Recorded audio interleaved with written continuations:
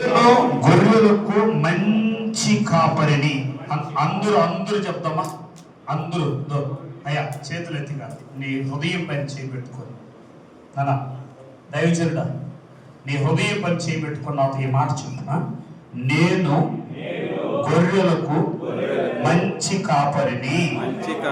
ఇంకోసారి, నేను గొర్రెలకు మంచి కాపరిని. ఇంకోసారి, మూడోసారి, నేను గొర్రెలకు మంచి కాపరిని. నీ నోటి మాటను దీవించి నూతన సంవత్సరంలో నీ సంఘములకు మంచి కాపరిగా దేవుడిని చేయునుగాక. Praise the lord. సరే, ఈ మంచి కాపరి చేసిన పని ఏంటి అక్కడంటే, గొర్రెల కొరకు తన ప్రాణాన్నే పెట్టాడట. గొర్రెల కొరకు తన ప్రాణాన్నే పెట్టాడు. అంటే ఆ మంచి కాపరి ఎవరంటే, గొర్రెల కొరకు ప్రాణం పెట్టిన కాపరి. దేవునికి స్తోత్రం. ఇప్పుడుండే కాపరి లేదంటే గొర్రెల దగ్గర పాలు పిండే కాపరి.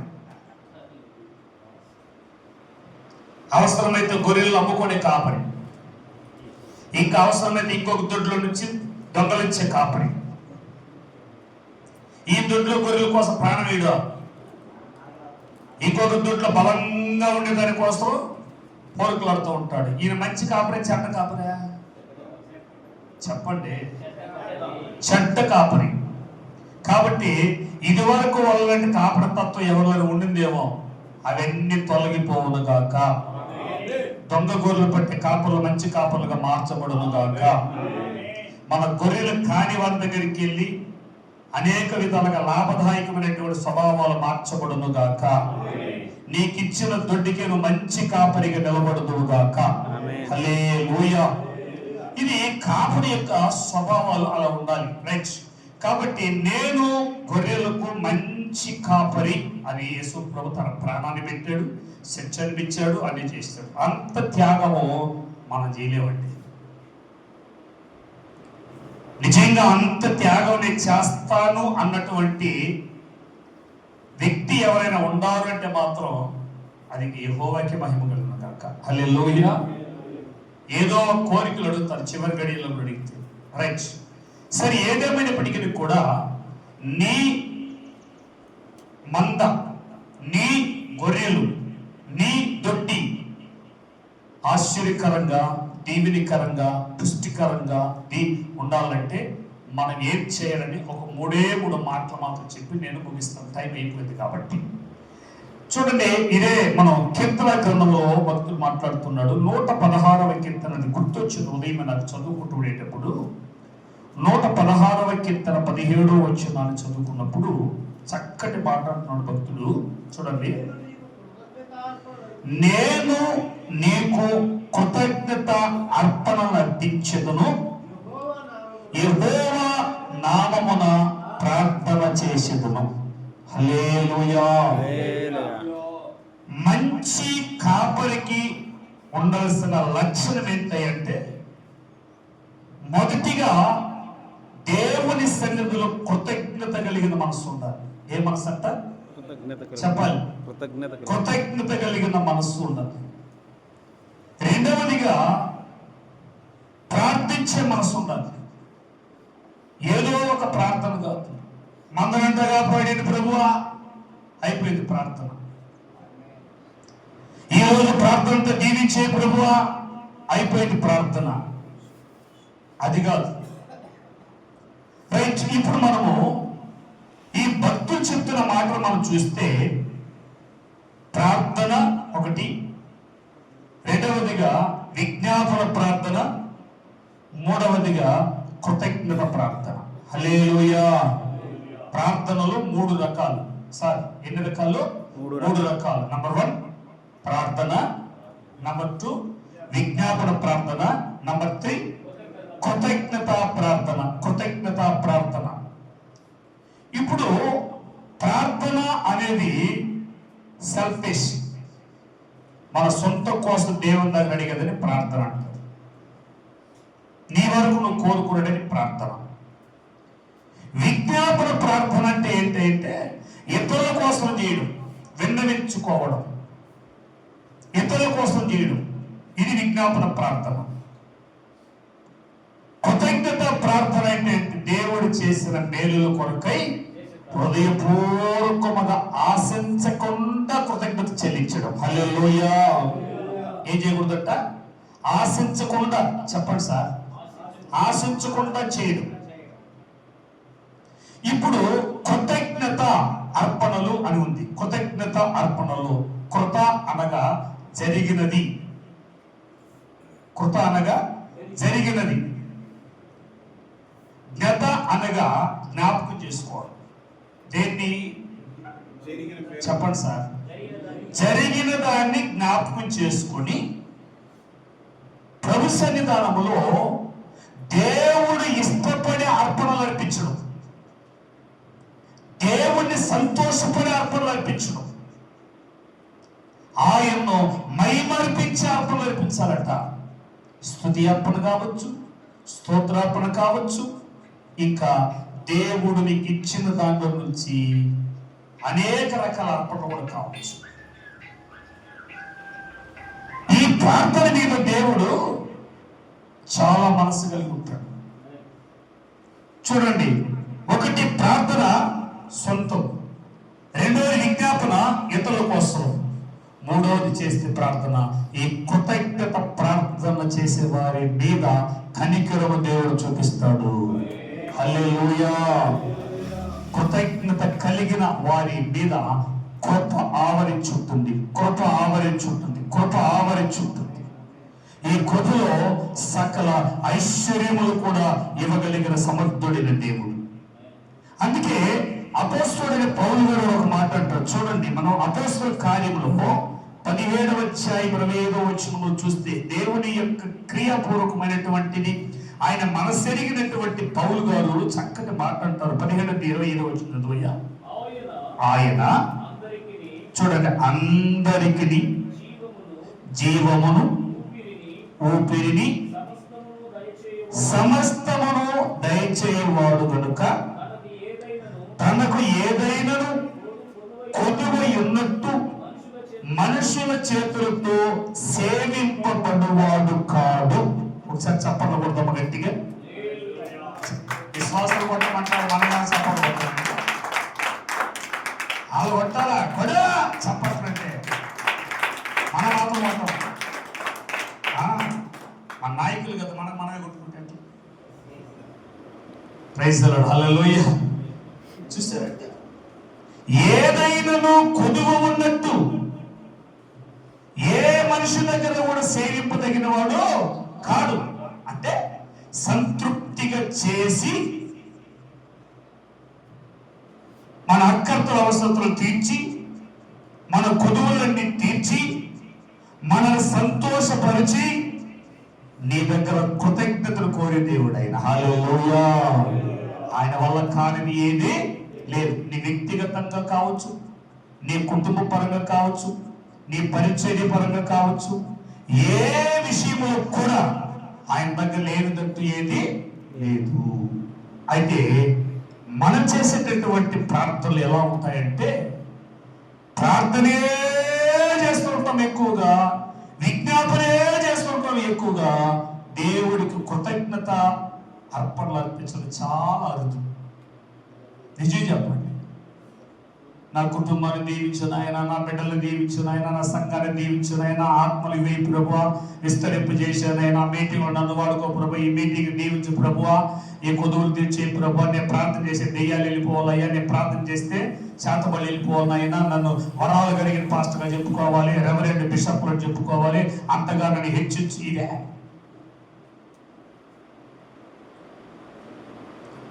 ఆయనకన్నా పెద్ద పాస్టర్ అయిపోవాలి, ఆయనకన్నా పెద్ద మందిని కట్టేయాలి, వాళ్ళకన్నా ఎక్కువ ఆత్మలు ఎక్కువ చేయాలి, ఈ ప్రాంతానికి ఆమోస్ పాస్టర్ పెద్ద గొప్ప బిషప్ అనిపించాలి. జీరో అయిపోతావు తప్పుడు. నీ బిషప్ అవ్వాలని కోరుకున్నామని జీరో చేసి పడతాడు దేవుడిని. పౌలులాగా దాగి ఉండు, దేవుడు నన్ను గొప్పడుతాడు. హల్లెలూయా. ఇది లేదు. ఇచ్చిన 10 ఆత్మలు లేకపోతే 20 ఆత్మలు ఇచ్చిన సంఘం, చిన్న సంఘము పెద్ద సంఘము, దీని దగ్గర దేవా ఇది నాకు ఇచ్చావయ్యా అని కృతజ్ఞతలు అర్పించి ఆయన సంతోషపరిచే మనసు లేదు, ఆయన సంతోషపరిచే మనసు లేదు. చూడండి, మనకు చదువుకుని లేఖనాన్ని బోధించాం మనమే. హన్నా గారు సంతానం లేమిలో ఉన్నారు. దైవ సన్నిధిలో మొక్కుకున్నారు, దేవుడు బిడ్డనిచ్చాడు. ఇంటికి వెళ్ళారు, చక్కగా కుమారుని కన్నారు. అలా భర్త అంటారు, రమ్మ మన యెరూషలేముకి వెళ్ళాలంటే కుదరదయ్యా, నేను నా దేవునికి ఇచ్చిన మాట నెరవేర్చాలి, అప్పుడు వచ్చి నేను కృతజ్ఞతలు అర్పిస్తాను. హల్లెలూయా. ఎప్పుడు వచ్చి చెప్పండి, ఎప్పుడు సార్? నేను దేవుని దగ్గర ఏ మాట ఇచ్చానో, కర్తరేడుకల ఎంత విన్నత చెప్పకుండా ఏడెడుకలో అది సంపూర్ణమ కర్తరికి నన్ను కొడుకులవరు నా వరవే వరమాట చెప్తాను. హల్లెలూయా. నీ కనవరెల్ల యారనుకో కర్తరికి ఎనుక మట్టుమా, కర్తరికి స్తోత్రం. దేవుడికే నాకు మాత్రమే దేవుడు నాకు ఇచ్చాడు. అందువల్ల కృతజ్ఞత అర్పణలు అర్పించడానికి నేను వెళ్తాను. అయితే అర్పణ తీసుకెళ్ళి చూపించేసి తీసుకురాను, సంపూర్తిగా దేవుడికి ఇచ్చేసి వస్తాను. కొత్త చప్పట్లు గట్టి వస్తాను. నాకేమి లేకపోయినా పర్లేదండి, నా దేవునికి ఇచ్చిన మాట నెరవేరుస్తాను. ఎందుకంటే నేను గొడ్రాని, నన్ను తల్లిగా చేశాడు దేవుడు. అది చాలు, ఇంకేమి నాకొద్దు,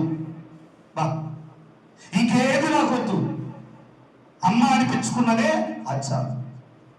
ఇంకెందుకు నాకు? ఇంక బిడ్డలు ఉన్నా ఒకటే, లేకపోయినా ఒకటే. నేను ఎవరిని? గొడ్రాలు కాదు, అమ్మ. బా, ఎంత సమర్పణ అంటే ఆవిడికి, ఎంత సమర్పణ. ఒకసారి ఆలోచించు.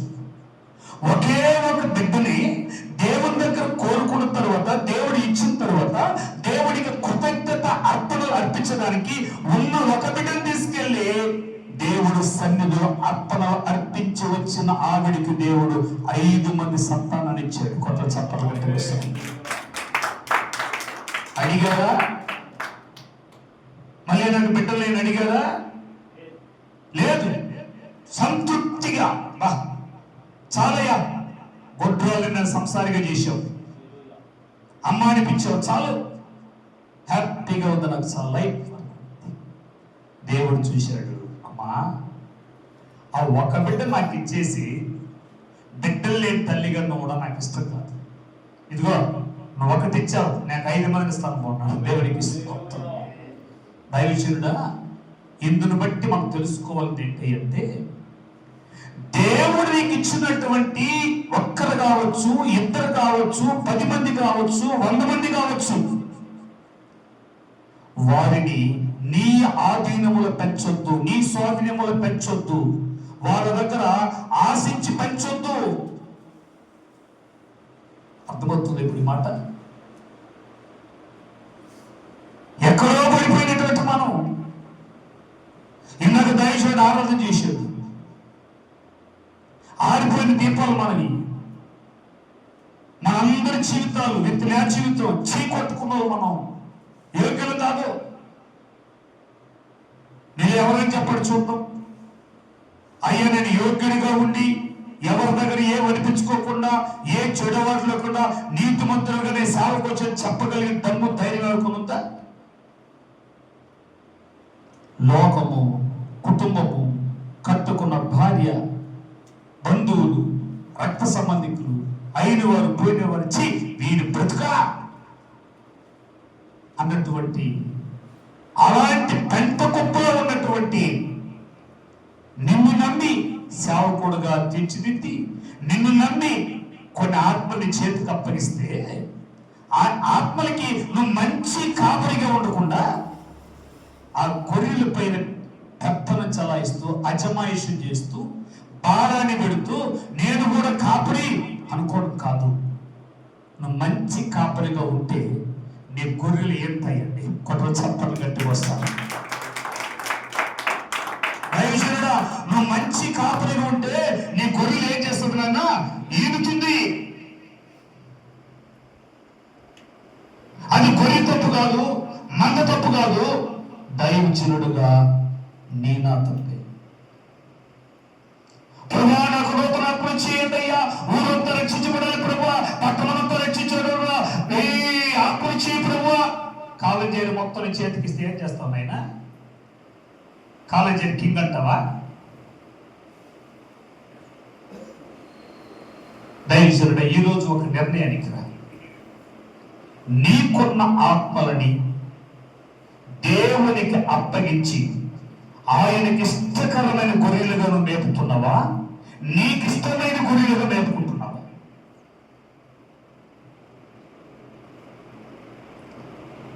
ఆ గొర్రెల్ని ఆయనకి ఇష్టకరంగా నువ్వు మేపగలిగితే ఆ గొర్రెలని కట్టి ఈయలాగా చేసేవాడు ఆయన.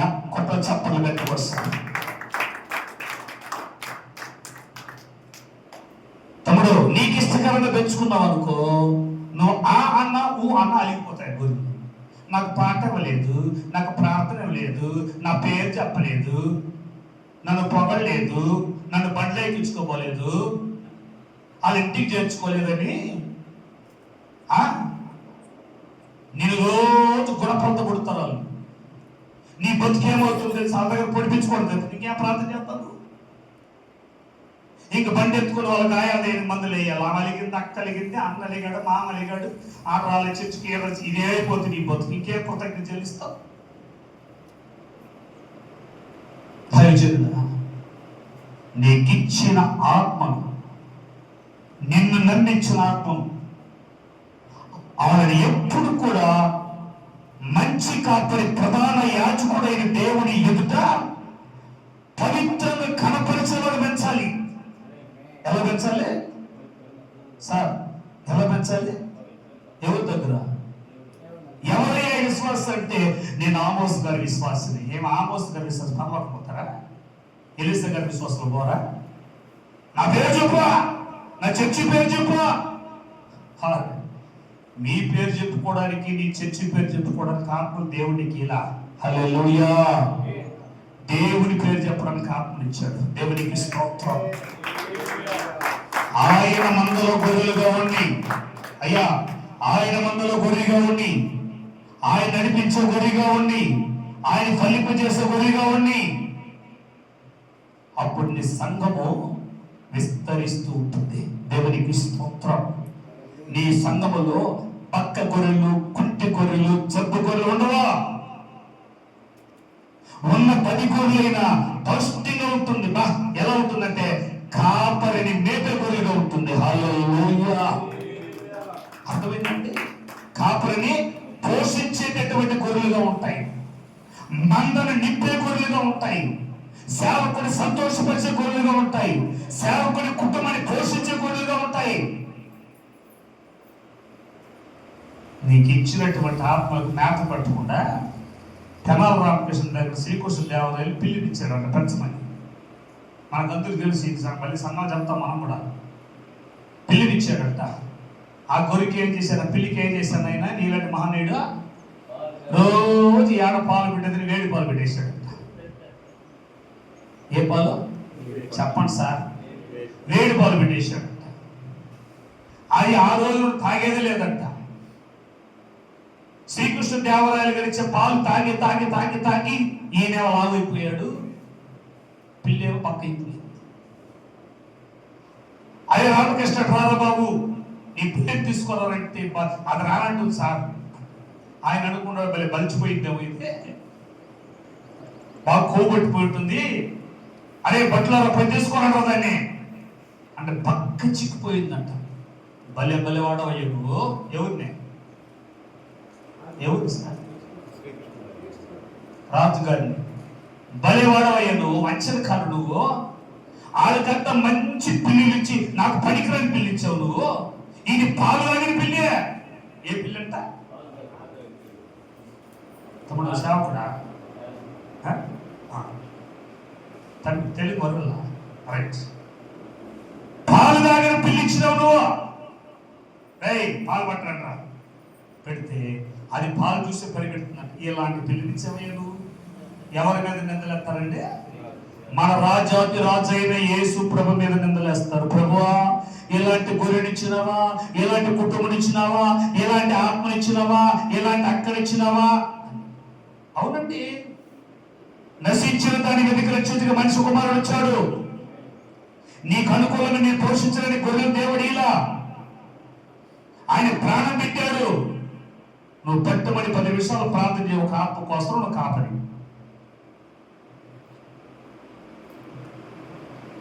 పట్టుమని 10 నిమిషాలు ఒక ఆత్మ కోసం ప్రార్థన చేయు. దైవజనుడు, నీ దగ్గర 50 మంది ఆత్మలు ఉంటే ఒక ఆత్మ కోసం 5 నిమిషాలు ప్రార్థన చేస్తే 50 into 5 నిమిషాలు లెక్క ఎన్ని గంటలు ప్రార్థన చేయాలి నువ్వు?